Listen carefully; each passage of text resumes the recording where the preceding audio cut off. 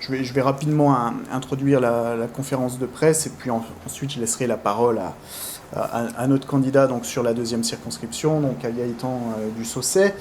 Vous savez que les élections législatives sont pour nous un scrutin d'importance avec une présence dans toutes les circonscriptions de France où évidemment les candidats du RN ou soutenus par le Rassemblement national auront à cœur de représenter le peuple à l'Assemblée nationale, de évidemment le protéger des mauvaises politiques d'Emmanuel Macron, de défendre nos mesures sur le pouvoir d'achat, sur la santé, la sécurité ou encore le contrôle de l'immigration. Nous avons à l'échelle nationale respecté la parité homme-femme et présenté beaucoup d'élus locaux puisque parmi nos candidats figurent 112 conseillers régionaux ou départementaux et 159 conseillers municipaux. Dans les Vosges, Marine Le Pen a réalisé lors de l'élection présidentielle 52,4% des voix et est arrivée en tête dans 399 communes sur 507. C'est dire l'engouement que peuvent avoir les territoires ruraux pour les idées de bon sens que nous défendons. Nous sommes ici donc dans la deuxième circonscription des Vosges, qui fait partie donc des circonscriptions à enjeu, des circonscriptions un petit peu prioritaires du Rassemblement national, notamment en raison de nos très bons scores sur ce territoire ouvrier, territoire délaissé des politiques publiques. Et je rappelle que Marine Le Pen a réalisé 56,7% des voix au présidentiel dans cette circonscription. Un score important qui constitue une bonne base pour ces élections législatives. Scrutin national, évidemment, qui nous permettra de constituer donc un groupe puissant d'opposition à Emmanuel Macron. Et en réalité, la seule force d'opposition, puisque l'union de la gauche autour de l'extrême gauche de Jean-Luc Mélenchon a perdu toute crédibilité, notamment parce qu'elle est en grande partie responsable de la réélection d'Emmanuel Macron. Alors dans les Vosges, nous avons des candidats dans chaque circonscription. Nous les avons annoncés ces derniers jours. Il y aura donc Amy Moons sur la première circonscription, Pierre-François sur la troisième circonscription, moi-même sur la quatrième circonscription et enfin Gaëtan du Saussay sur la deuxième circonscription à qui je laisse la parole. Merci beaucoup Sébastien, merci de vous être déplacé même si on a pu échanger un petit peu en amont, donc désolé si il y a des redites par rapport à ce qu'on s'était dit. Donc je me présente, Gaëtan du Saussay, 28 ans, ça fait 10 ans maintenant que j'ai rejoint à l'époque le Front National qui est devenu depuis le Rassemblement National.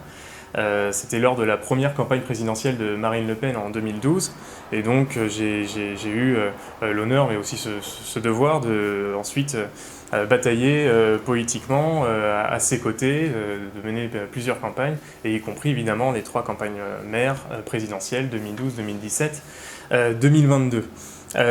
Concernant donc la deuxième circonscription des Vosges, c'est donc avec beaucoup d'humilité que je me présente ici, parce que comme vous l'avez déjà souligné dans des articles, il est vrai qu'il y a encore quelques semaines, j'étais en région parisienne. Donc c'est quelque chose que je dis en toute transparence auprès des gens que je croise et que je vois sur le terrain, parce que l'idée n'est pas du tout de leur mentir. Je pourrais tomber dans cette romance et leur parler de mon grand-père qui est né Lorrain à Nancy, de ma famille qui est encore par là-bas. Mais je pense qu'on a suffisamment entendu de ces discours de politiques qui s'inventent un peu des histoires et qui essayent de se faire des romans et qui ne parlent pas assez concrètement du problème des gens. Comme Sébastien l'a rappelé, dans la deuxième circonscription des Vosges, Marine Le Pen a obtenu au second tour 56,74% des voix. Donc il y a une volonté qui a été exprimée de manière très claire par les habitants des Vosges et les habitants de la deuxième circonscription, une volonté de changement, une volonté de changer les politiques. Il est inévitable que depuis 5 ans, Emmanuel Macron a montré, même s'il n'a pas voulu débattre de son bilan pendant l'élection présidentielle, que toutes les politiques qu'il mettait en œuvre étaient des politiques nocives, nuisibles, notamment pour les personnes qui vivent ici, puisqu'elles entraînent non seulement une hausse explosive de l'insécurité, et aujourd'hui plus un seul territoire en France n'est épargné, c'est évidemment le cas aussi ici à La Bruyère ou même à Saint-Dié, De la même manière, les politiques qui sont les siennes, notamment en matière d'économie, ne se soucient absolument pas du pouvoir d'achat et laissent finalement les gens seuls face à l'explosion de l'inflation, face à la hausse des prix des carburants. Et finalement, les seuls moments où le président de la République se retrouve un peu bien inspiré, c'est quand il reprend les mesures de Marine Le Pen, notamment la suppression de la redevance télévisuelle, audiovisuelle, mais sans nous expliquer vraiment comment il va la financer. Parce que contrairement à Marine Le Pen, qui avait travaillé sur un projet concret, chiffré et crédible, et qui nous expliquait qu'on allait justement privatiser l'audiovisuel pour permettre justement la suppression ensuite de cette redevance pour des millions de ménages français, Emmanuel Macron nous dit que lui il ne privatise pas, il va continuer à financer. Donc est-ce que cela veut dire que demain il y aura à nouveau de nouvelles taxes ou des nouvelles hausses, comme s'il n'y en avait pas déjà suffisamment aujourd'hui Donc il y a vraiment besoin, les gens ont exprimé une envie de changement, et moi je viens leur dire, et c'est le message que je vous transfère aujourd'hui, que ce changement, pour l'obtenir, il faut évidemment voter et élire pour un député du Rassemblement national. C'est la suite logique des choses, puisque ici, ils ont placé encore une fois Marine Le Pen en tête au second tour. Dans un grand nombre de communes de la circonscription, ils ont placé Marine Le Pen en tête. Et il n'y a qu'un député du Rassemblement national, et même à l'ensemble, si on prend en compte l'ensemble du territoire, aussi bien des Vosges que de la France, il n'y a que des députés du Rassemblement national qui pourront mener une véritable opposition à Emmanuel Macron. Puisque de fait, certains républicains, pas tous, fort heureusement, ça ne comprend pas ceux de la deuxième, rêvent plus ou moins de devenir les ministres d'Emmanuel Macron. La France insoumise de Jean-Luc Mélenchon s'est décrédibilisée au soir du premier tour lorsqu'ils ont appelé à voter pour Emmanuel Macron, parce que quand vous dites à vos électeurs qu'il ne faut pas voter pour Marine Le Pen, de fait ça vous laisse peu d'autres options et de choix par la suite. Et puis aujourd'hui, cette espèce d'alliance contre nature qu'ils ont lancée avec le Parti Socialiste et le Parti Communiste revient finalement à faire de la vieille tambouille politicienne, où on se retrouve avec des gens qui, plutôt que de défendre des idées, des projets, vont se batailler pour des places.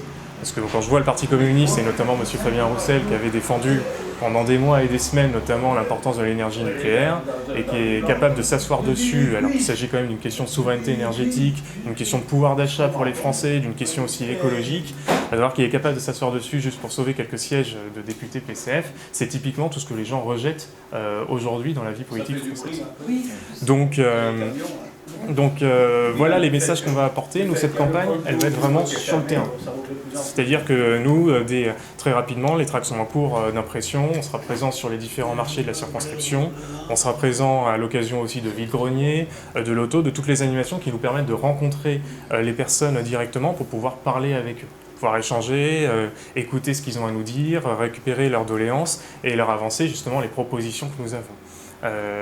Je l'ai rappelé, sur le pouvoir d'achat, vous savez que nous voulons, dès le lendemain de notre élection, nous proposerons la baisse immédiate de la TVA sur les énergies, donc l'électricité, le gaz, aussi le fuel, qu'on oublie malheureusement, et les carburants, tous les carburants, diesel et essence. Nous baisserons la TVA de 20 à 5,5%. De la même manière, puisqu'il y a une inflation qui arrive au galop, nous proposons aussi la suppression de la TVA sur 100 produits de première nécessité, qui permettra donc aussi bien sur du riz, des pâtes, du linge pour bébé, des protections hygiéniques pour les filles, le savon, etc., qui permettra donc du coup de soulager concrètement le pouvoir d'achat des Français immédiatement. Tout ça, nous on le fera parce qu'on n'a pas la main qui tremble, on ose dire non à Emmanuel Macron, et on a cette attention de pouvoir répondre aux préoccupations des gens. Une attention que je ne retrouve pas particulièrement chez certains de mes concurrents et adversaires qui ont tendance, je trouve, à un peu se servir des gens ici, se servir des territoires pour servir leur propre carrière professionnelle. Et qui finalement ont pu se servir de Saint-Dié dans un premier temps, puis ensuite de la vice-présidence de la région, pour ne rêver que d'une chose, c'est de finir ministre d'Emmanuel Macron.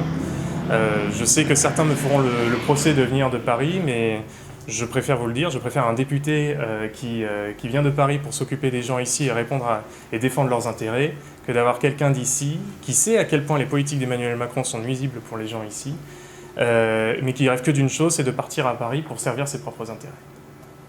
Donc voilà ce que j'avais à dire. J'aurai évidemment donc le plaisir de mener cette campagne avec la Fédération du Rassemblement national des Vosges, donc dirigée par Sébastien Imbert, qui fait un travail d'implantation, de structuration du mouvement ici depuis longtemps. Et aussi justement avec Geoffrey Moret, qui sera donc mon suppléant dans le cadre de cette élection législative, qui, comme vous le savez, est conseiller municipal de Saint-Dié et n'a pas manqué depuis d'apporter une contradiction farouche, crédible et bien pensée, notamment à M. Valence, puisqu'il faut bien le citer à un moment donné dans cette conférence. Et je te laisse d'ailleurs la parole, si tu veux dire quelques mots. Bien, je te remercie. Si aujourd'hui je m'engage dans cette élection législative aux côtés de Gaëtan, c'est parce que je pense qu'il est important aujourd'hui de faire barrage à Emmanuel Macron et à tous ses candidats. Et ici, en l'occurrence, il s'agit de David Valence, maire de Saint-Dié-des-Vosges, qui avait promis d'être un maire à plein temps, qui s'est empressé finalement de trahir sa promesse déjà peu de temps après les élections municipales en devenant vice-président délégué au transport à la région. Et aujourd'hui en voulant littéralement abandonner son mandat de maire pour monter à Paris et devenir député. Donc finalement, pour M. Valence, la ville de Saint-Dié n'aura été qu'un tremplin, ou du moins une étape pour répondre à ses ambitions parisiennes. S'il est important aujourd'hui de s'opposer aux candidats d'Emmanuel Macron, c'est parce qu'en réalité, s'ils sont élus, oui, ils opéreront une casse sociale, en votant notamment la retraite à 65 ans, en votant toujours pour l'augmentation des taxes, en continuant à promouvoir l'immigration massive, en ne faisant rien contre le laxisme judiciaire, parce que ce n'est pas les réformes de Mme Belloubet et celles de M. Dupond-Moretti qui ont réglé le problème en la matière. Donc, il est aujourd'hui nécessaire de faire élire un député du Rassemblement national.